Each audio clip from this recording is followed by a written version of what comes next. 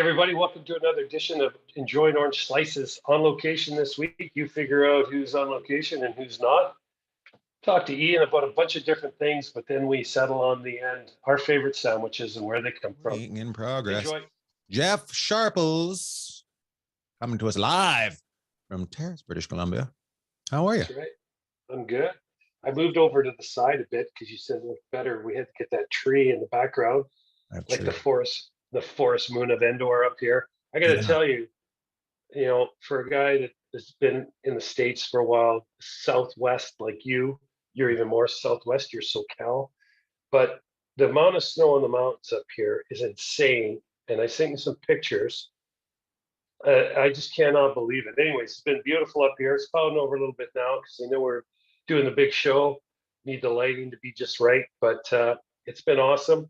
So I'm coming at you from the heartbeat of British Columbia in Canada, Terrace, British Columbia. I'm going to rename you Ian Hadamansing because you got Jeff Sharples, CBC News, Terrace.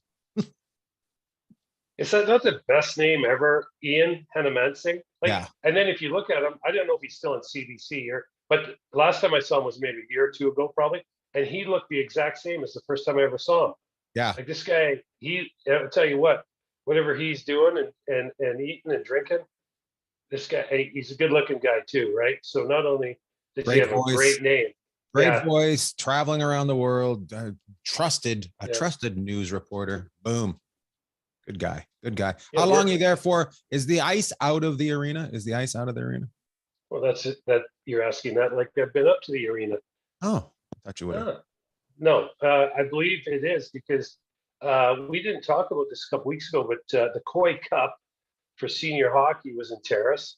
And Dawson Creek played Terrace in the finals, and they beat them 2 out of 3. So Dawson Creek won the Koi Cup. So I'm assuming that the ice came out of the rink shortly after that. But we've been all over the place. I went down to Prince Rupert, out towards Kitimat. So I haven't been up to the rink, but my guess is it's out. But maybe I can let you know for next week. Yeah, let me know next week. Did you see Kevin? Did you see Wiley while you're up there? No, I asked around when I was down in Prince Rupert. Kevin, I asked about you. I know I could have called you, but we went down for lunch and I didn't see him. You guys are both being shy because he sent me a message. Hey, are you doing any shows in Vegas? I'll be down there in May and I'm going to miss him by a week. And I said, have you called Jeff yet? And he said, no, I haven't called Jeff. So both you two quit being standoffish Terrace people. And, well, maybe you got to pick up and dial the phone and get together. Kevin, one of the toughest men we know, and also a great, he takes a fishing guide and hunting guide in the Prince Rupert Terrace area. If you want great fishing, great hunting, Kevin Wiley, look him up. I don't know. Does he have a company? Did he name the name of his company? Do you know the name of his company? Yeah, Northern Bounty Fishing Charters, Prince Rupert, British Columbia, Northern Bounty Fishing Charters, Northern Bounty. I want to say it was Bounty Hunter, but it's Northern Bounty. And here's something about Kevin, because, we always talk about him. Every once in a while, we'll get him into the show, but I don't know if I've ever said this about him, but if you want, he's the best fisherman I've ever seen. He moves around the boat like he's Baryshnikov. He's got the best feet. He's got Dancing with Stars feet. It doesn't matter, 6-7 foot rollers out there. Kevin is moving around there. I don't even know if he ever wears the soles of his shoes out because he's so light on them on the boat. It's unbelievable. So and here's the thing. I can't believe he's calling you when he's coming to Vegas. So I just went down for lunch. I didn't go down for the weekend like he's coming to Vegas. So Kevin, quit playing hard to get. Give me a call. We'll get together. See ya. Don't. There, I just pulled one of yours out. Don't. Bong, bong. I love it.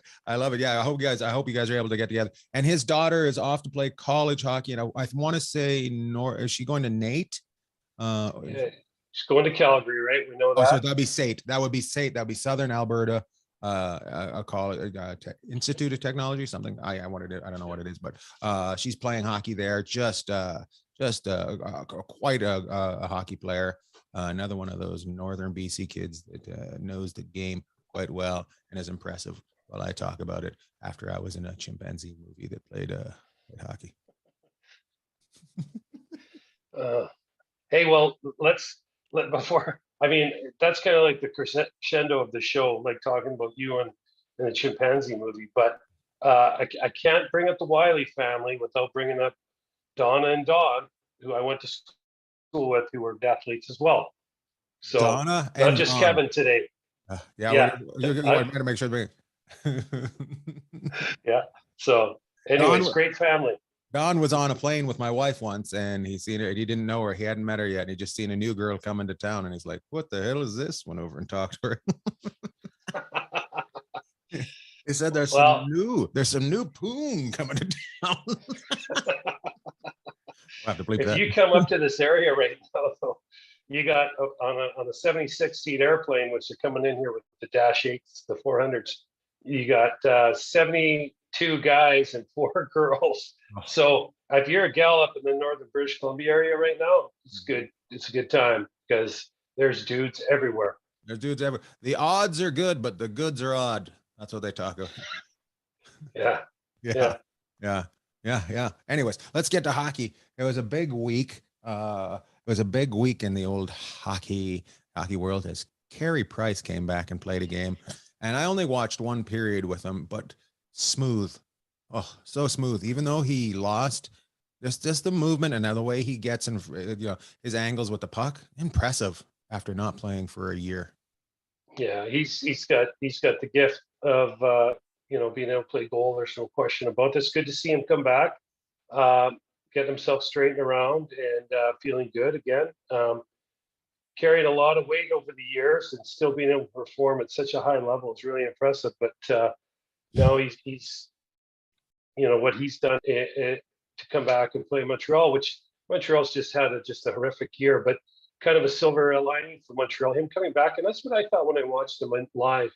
He glides around the crease. He just makes goaltending, like, he makes it look so cool that everybody should want to play it after the. It's just so it's there's no panic in his game at all. It's just like, there's kind of just slides back and forth. It's one of those things where there's a level that's just above even the best people. I think some drivers, if you watch F1, if you see some of those guys, they're just able to just glide. They just kind of sit above the earth more than on it like the rest of us. So I'm glad he's back. I think it's good for the game when people show their vulnerable sides and then you see them make it back in. And he should be a guest on Corey Hirsch's podcast. That's who. Mm-hmm. Mm-hmm. Okay, we're gonna pump Hershey's podcast again today. We're pumping Hirsch's podcast. Make sure you vote for it. We're getting Kevin Wiley some fishing charters, and we're getting Don a piece of. That's right. You've made it your own personal. You're going to go out and go help Don. But I'll say this about. Well, we'll get back to Carey Price here for a second. Here's the thing about Carey Price. Okay, so he came out. He said, "Hey, listen, I've got some things I have to deal with. I haven't been dealing with them very well. So everyone, can appreciate that. And these guys are no different than anyone else out there. They have their things that they have to deal with. But I still say, to me, regardless of the state he might have been in at some point, I still think Seattle missed the boat by not picking up Carey Price. And you say that about Carey Price, and I say that about Brett Burns. I think they should get Brett Burns. I think Seattle missed the boat on one way or another. Here's the thing about those two players. I mean, Carey Price makes $10 million a year, and Burns makes $8 million.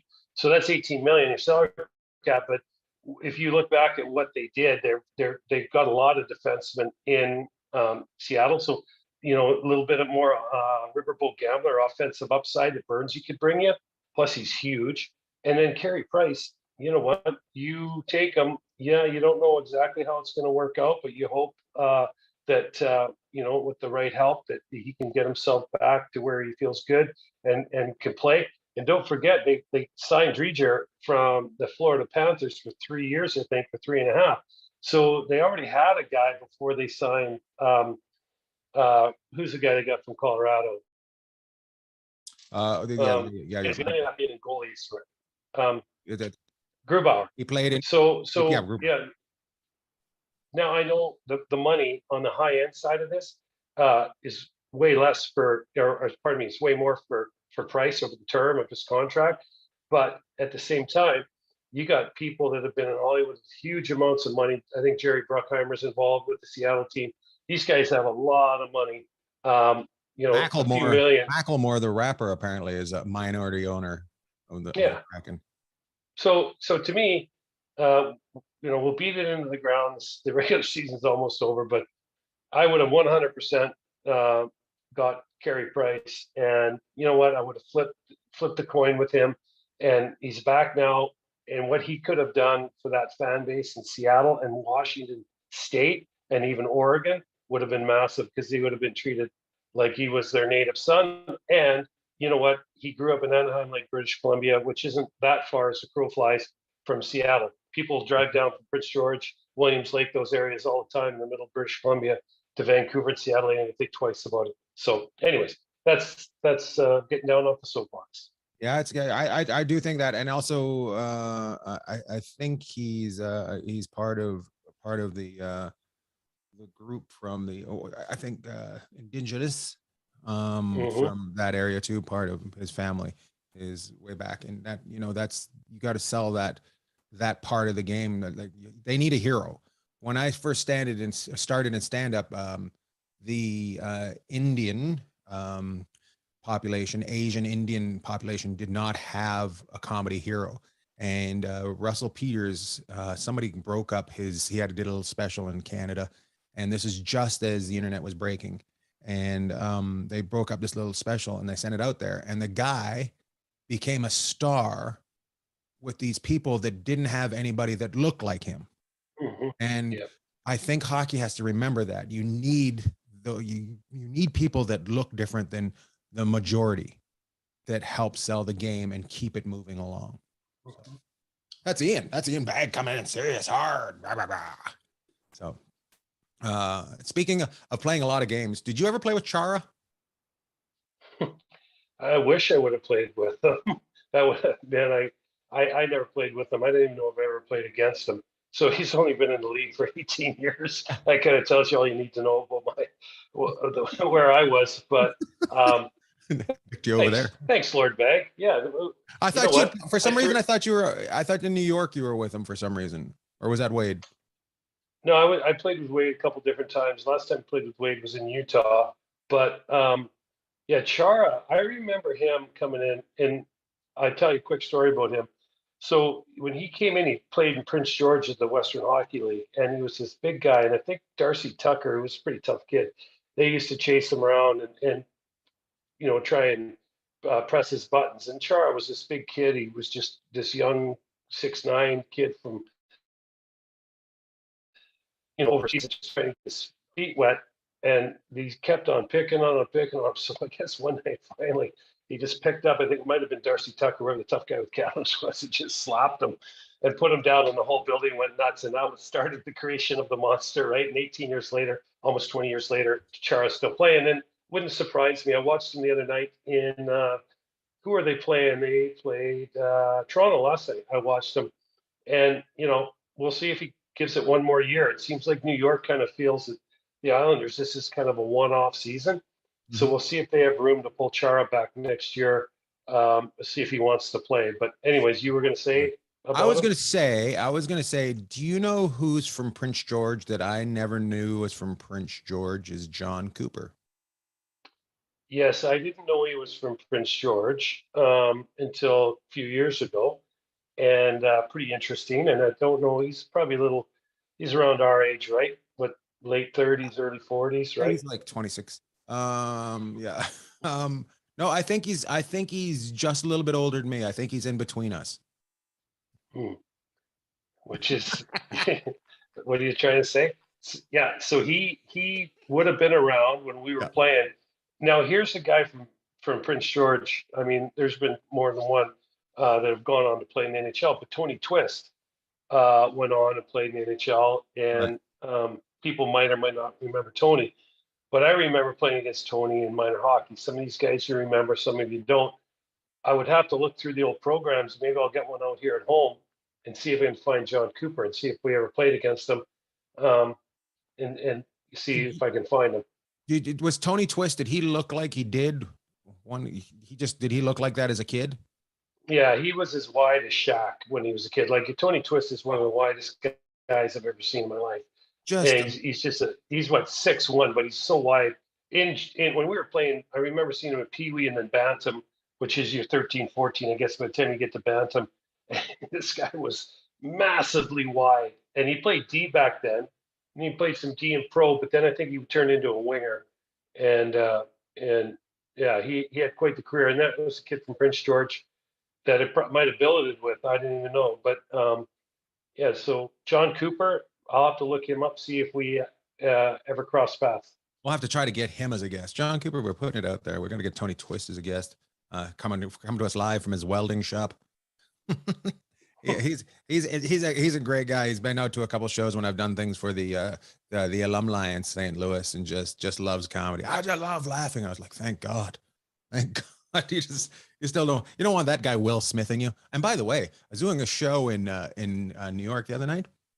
There's a bald black lady at the front. I'm like, what kind of setup is this?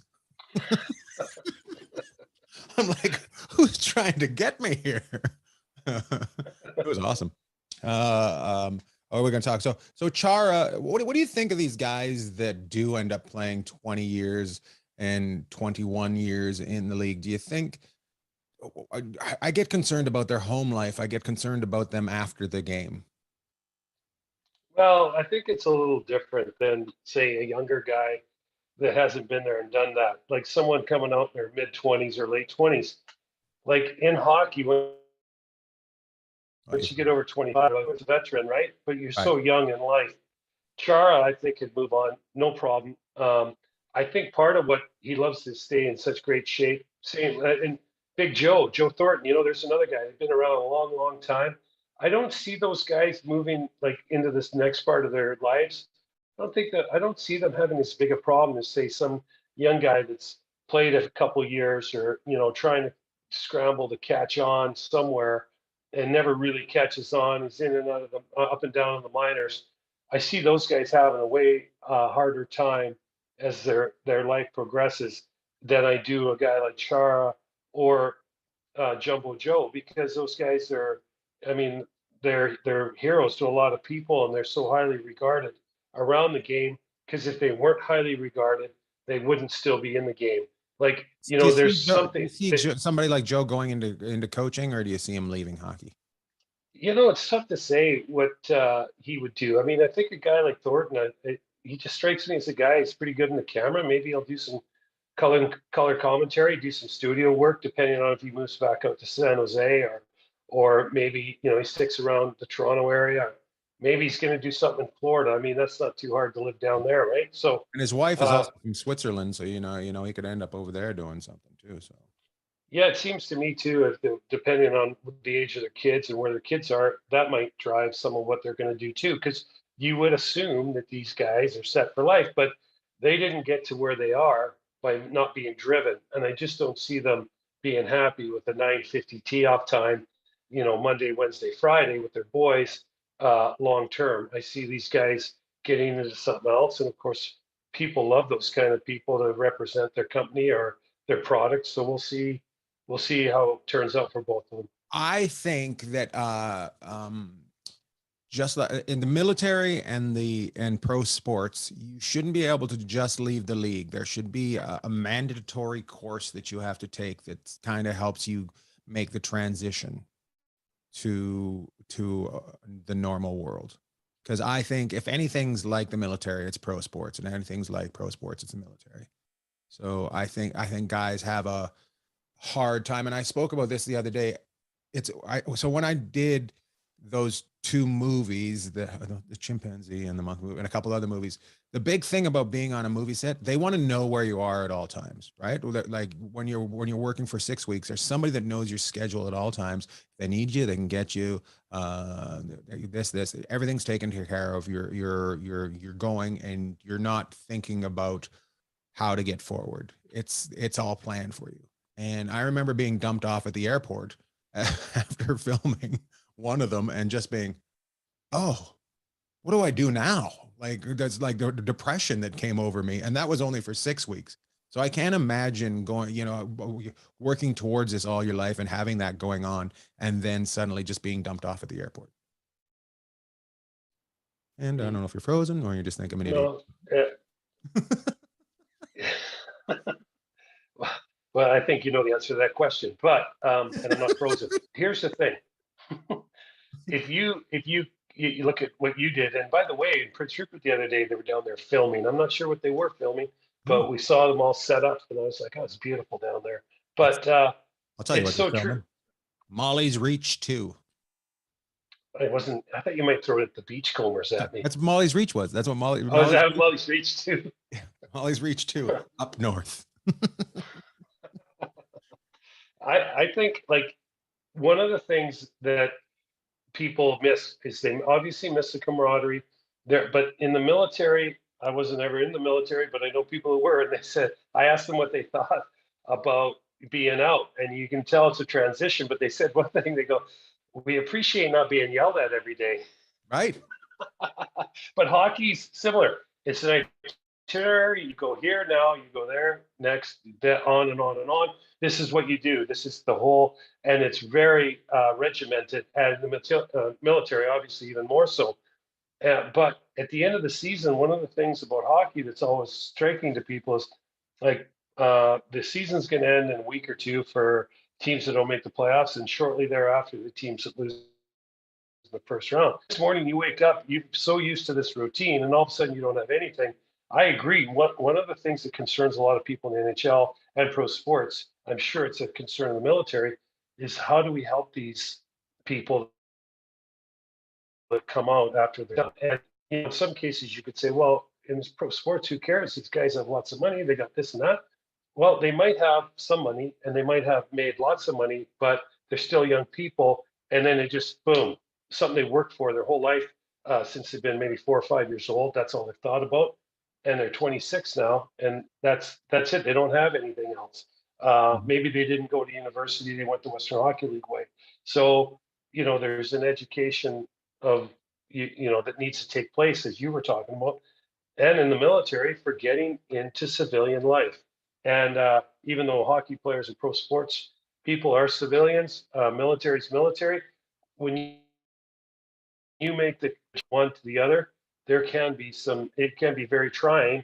And these guys are used to playing in front of 20,000 people every night at the pro sports rink. The military guys might be used to being called at any time of the hour, day or night, to go serve their country in faraway places, or maybe even on our shores somewhere where they're needed. So it's a change, and but the military people are very sought after in the work world, right? Because of the structure and the discipline they're used to.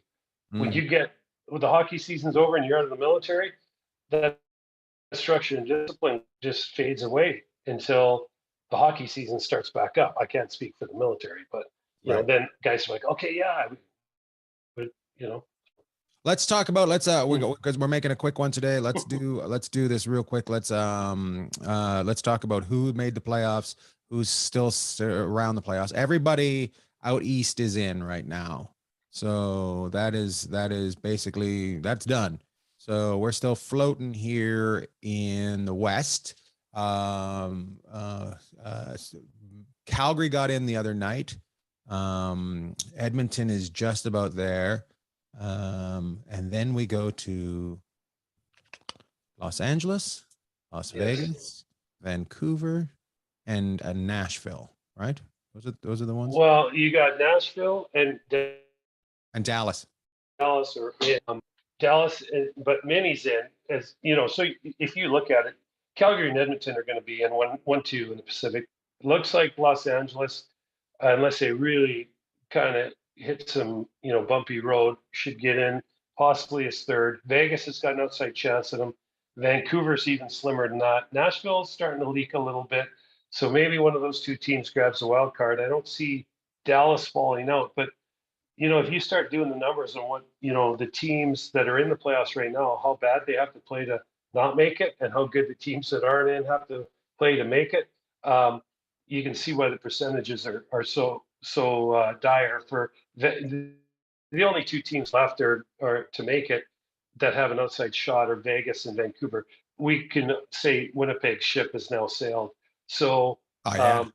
Oh you yeah. know, they went through Florida this last weekend, and that was pretty high seas down there for them. So the Jets, we could pretty much say we think they're finished. LA to me and Nashville are the two teams I think that you have to be a little concerned about. And here's the great part about it if you're looking for intrigue. Dallas plays Vancouver. We're taping this on a Monday in Vancouver tonight. So that's a huge game because one of those two teams is going to get points, maybe both. And if you're Vegas and you're trying to catch one of them or stay ahead of Vancouver and catch Dallas, and then the other one is next week. Vegas plays Dallas in one of the last games of the year.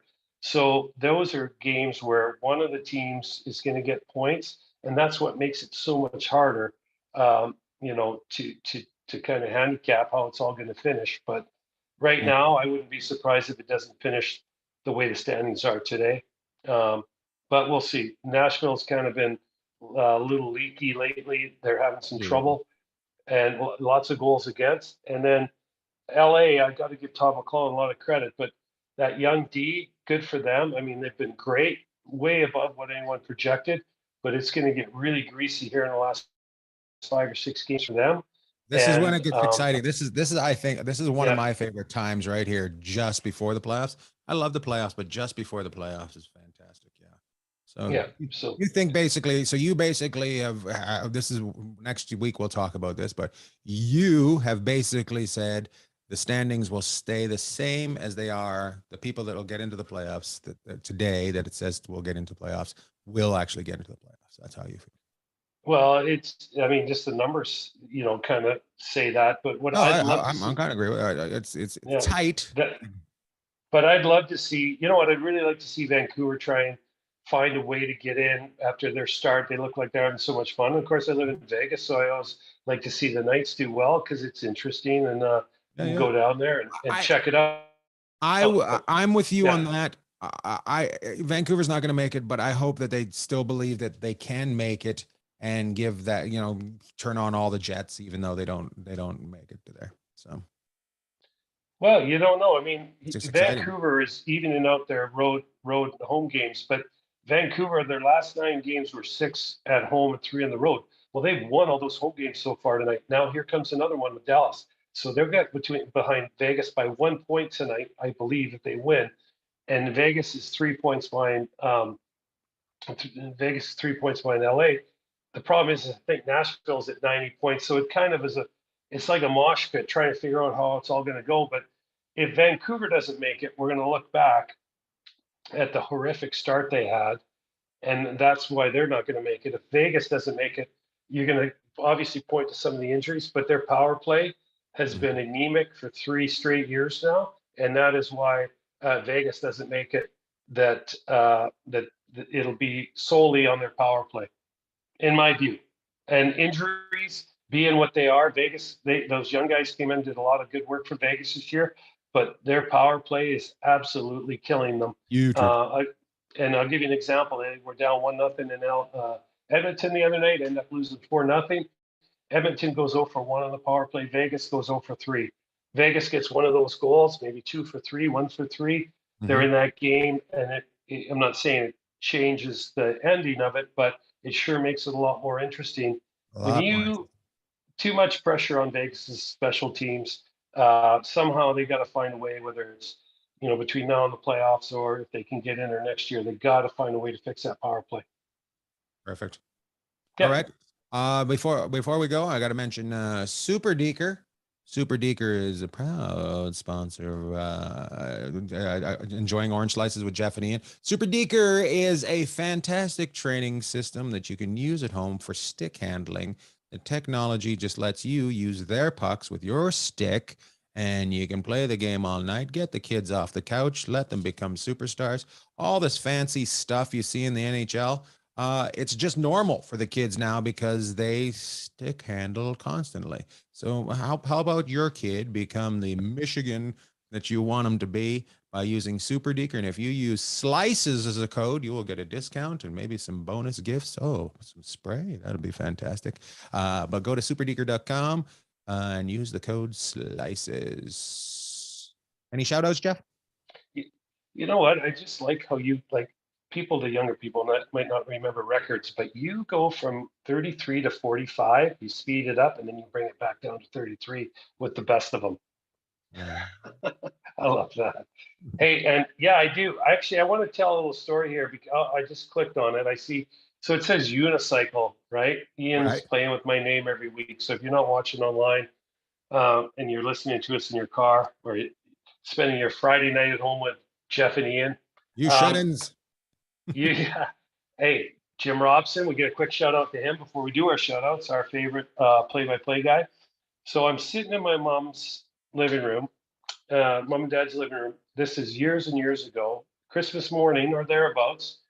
And I'm sitting looking out the window, just having a coffee, and it's snowing and the roads are icy. And anybody that's lived around anywhere where it snows knows how the roads get. Here comes a guy riding his unicycle right down the middle of the street.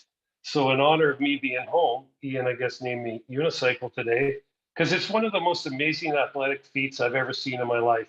It's And the pretty guy was amazing. just riding down the street, and and he was riding down towards downtown. So I was like, unicycle, okay. I guarantee if you had looked out the window a half an hour later, you would have seen him ride by with a 12 pack of Canadian on his shoulder. Yeah, he was probably going down to get him some good old Molson Canadian. But hey, did you want to talk about anything else before the shoutouts? We got 2 more minutes, and then I got a shout out for today. Okay, I want to bring up there's a guy threw a hot dog on the ice in Vancouver for Phil Kessel the other night. Okay, kind of a funny thing. It was a funny thing. It was a funny, but Yeah. I guess everybody's all fired up. You shouldn't throw things on. He was trying to do something funny and it just didn't finish right. He blew it right. Don't throw things on the ice, but I thought it was really funny. But I enjoyed the fact that this guy was making fun of Phil Kessel being out of shape, and the guy's head was the size of a propane tank. It was just, he had this massive melon on him. I'm like, you shouldn't be calling people that, but don't throw things on the ice is what I think. But I don't mind people trying funny things like knocking on the glass with a hot dog. I think would have been funny, right? Or eating it in front of them, but or trying to pass it over to him, right? Yeah, but you know what? So the idea was fantastic. Right. If people have ever seen Phil with the Stanley Cup, he loves hot dogs. He's eating a hot dog, right? With it. So, this isn't anything foreign to him, and it's kind of fun with the game. But when you start throwing stuff on the ice, where's it end, right? That's what they're saying. It's like, you know what? And who wants to go out there and pick up a hot dog?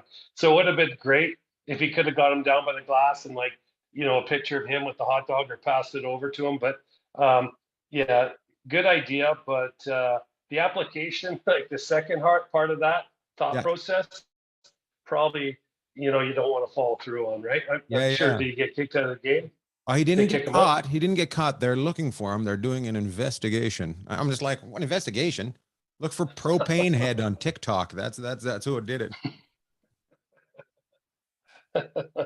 Well, okay. On that note, I went down to I went down to one of our faces ever today, and I name dropped you, Bert's Delicatessen in Terrace, British Columbia. While we're pushing, Kevin's business and Super Deeker, and who else? We pushed someone else today. Oh, Hershey's podcast, Bert's Delicatessen. If you're ever in Terrace, British Columbia, go to Bert's Delicatessen. Mrs. Kriegel, who was the nicest lady in the world, son now, Richard runs it. Richard took over. And Richard, this morning, I said, hey, Richard, he goes, hey, how you doing?